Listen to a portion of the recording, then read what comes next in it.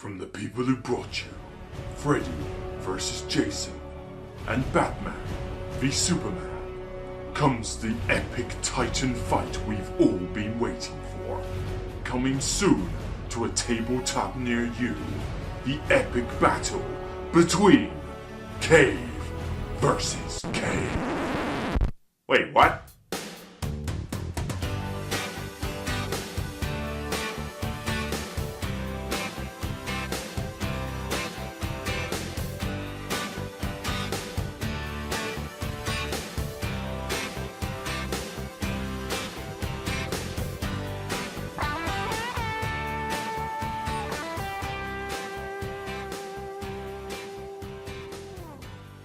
Hey everyone, welcome to another Broken Meeple review, and as some of you may remember from previous top 100s I've done, I'm a big fan of Caverna. In fact, is Caverna? Yes, you can see it right there, big shiny box, full of bits, big wooden insert, to make setup easier. Even played it at HandyCon recently actually, taught 3 new players and they all enjoyed it. We had very tight scores to finish. And this has been my replacement for Agricola for some time. I don't mind Agricola, but the tightness, the punishing aspect of having to feed your people, and the fact that you can't really specialise in any way because you have to do a bit of everything, otherwise you sacrifice so many points, it put me off Agricola. Still respect the game though, it's still fun to play now and again, but it's why it no longer sits in my collection and Caverna took its place. So the prospect of a 2-player only version of Caverna sounded cool. Because, yeah, I don't pull out Caverna with just 2 of us. Usually I pull it out for anything between 3 and 5 players. I refuse to play it with 6 or 7, that is just way too long. But 3 to 5, perfect, I'll bring out Caverna. So the idea of a 2-player version, Cave versus Cave, which is essentially based on Caverna. Certainly you do not need to have played Caverna to understand what you're doing in this. It's just kind of like that same world, dwarfs with a cave. Just take out all the stuff you did outside in Caverna and you've basically got what this is. Now, how would you make it work for a 2 versus 2? Well, the main part is that it's all down to an action selection mechanic. Just like in Caverna, where the actions get better and better, or, well, you get more and more actions as time goes on, here you have a track where the actions get flipped every round and you choose one, put it to your side and do that action. So if you take it, the opponent can't do it. It's basically a weird way of just simulating worker placement. It's essentially the same thing at the end of the day. But you've obviously got that back and forth between you and your opponent as to, I want to do that, but he's going to nick it, I need to do it first. And there's certainly a little bit of clashing with that. Now the whole thing of this like cave versus cave thing, don't think that this is going to be like a massive mean-fisted type battle or anything like that, because for the most part, you're not really that interested in what your opponent's doing. Only to the extent that he might take an action that you feel like taking. But other than that, you're pretty much building up your cave and he's pretty much building up his cave. So it's not like this is a massive, Titan battle or anything. It's just like, did I score more points than you at the end of the day? There's my cave, there's your cave. Now, you don't obviously get as many of those room tiles as you do in Caverna for this, but you do have a small selection of unique ones. And as you build up your cave, it will look and appear different to the way that the opponent's one does. So there is that little bit of variety there and a bit to differentiate the players. But yeah, we're not talking like Caverna where there's a ton of room tiles. And I hope that maybe if they're going to expand on this, they just simply bring out a pack and say, here's some more room tiles, because that would be a bit more interesting actually. I think it just needs that little bit of extra variety. Now, in Caverna, you build up your cave by excavating the caverns and you just slot a room tile in it. Here it's a little bit different. Yes, you've got to excavate to get room for them, but you've also got walls to consider. The walls are either pre-built or you can build them in, you can raise up a wall. And the reason for that is because the room tiles have specific configurations they need. So, the living room, for example, might need to have a wall above it and a wall to the side or something. And another one might need to have a full, free wall enclosure, so you can only enter it one way. Not entirely certain what the thematic reason is for a lot of that, because I don't see how some of these rooms would function with 1 or less walls, to be frank. But it's something else that you have to consider. So as a mechanic for the game, it works.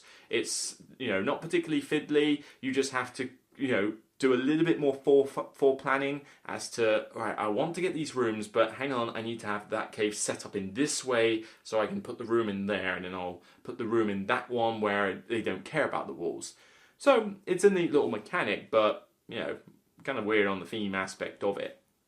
Resource management is obviously key in this as well, and you've got the usual stuff that Uwe Rosenberg likes. So you've got the stone, the food, the wood, the grain, or they call it emmer for some reason, and flax. Seriously, does anyone other than Uwe Rosenberg put flax in their games? I know I've got it in Fields of Arle, has the same sort of resources, and I think Agricola technically does. I think they call it flax, don't they? The stuff that you do the top roofs of your houses with. He's got a fascination with flax, but he's the only one I know that's ever used it as a resource in the game. Kind of weird. But unfortunately, you don't have a ton of all these resource components like you do in Caverna. Instead, you have a track on your board that basically you just put one of them on and then you just level it up and down. It's a bit like how Fields of Arle does it, but then Fields of Arle has a lot of other bits in it. Here, you've basically just got 6 or 7 pieces that you just put on this track from 0 to 9, I think, and you just move them up and down as you get more stuff. And you'll be doing that a lot. This is one of the more annoying features of this game, because a lot of the stuff you do from the rooms and what you do is basically involves trading something for something else. So you're doing a lot of this, that moves up, that moves down, that moves up, that moves down, that moves up, that moves down, that moves side to side, I don't know. And it gets a little fiddly doing that always, and they barely fit on the board. These components, let me find well, you can see a picture of the actual board, but let me just get some of the, here we go. So you're putting essentially these things. You probably can't see them to an extent, but these are fairly big size tokens, right? And this is 2 players worth, but you've got other ones besides. And you're putting them on this track, which is not the biggest track in the world. So all it takes is one little nudge or one little slip up and you'll lose position of where they were. It's quite fiddly. And if you've got several of them that are all on the same line, they'll barely fit. So you've got to pile them on top of each other or have them sort of drifting off the board.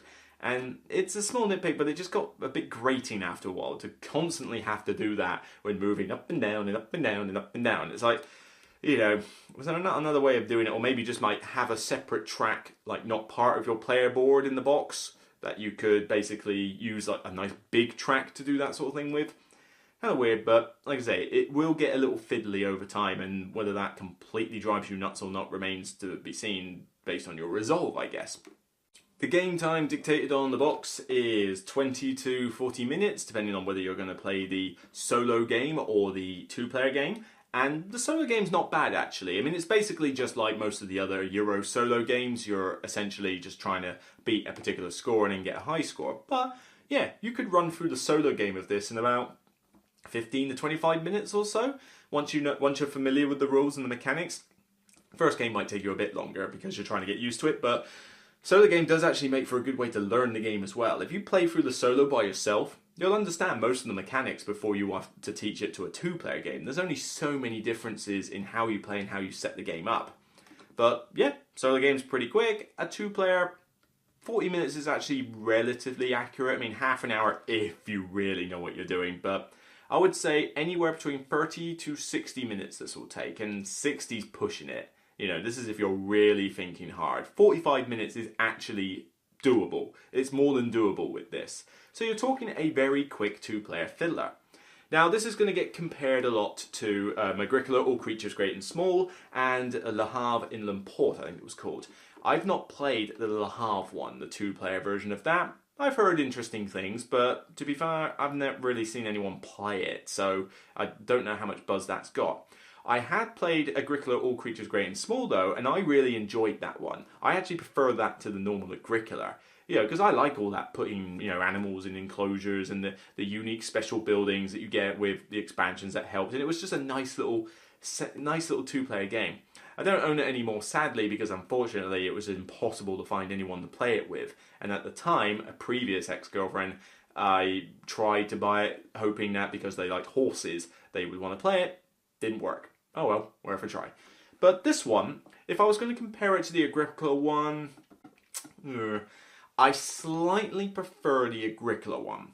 I think that's just like a very nice Zen style game of building up nice little enclosures with animals, and I really enjoy that aspect of Agricola and Caverna.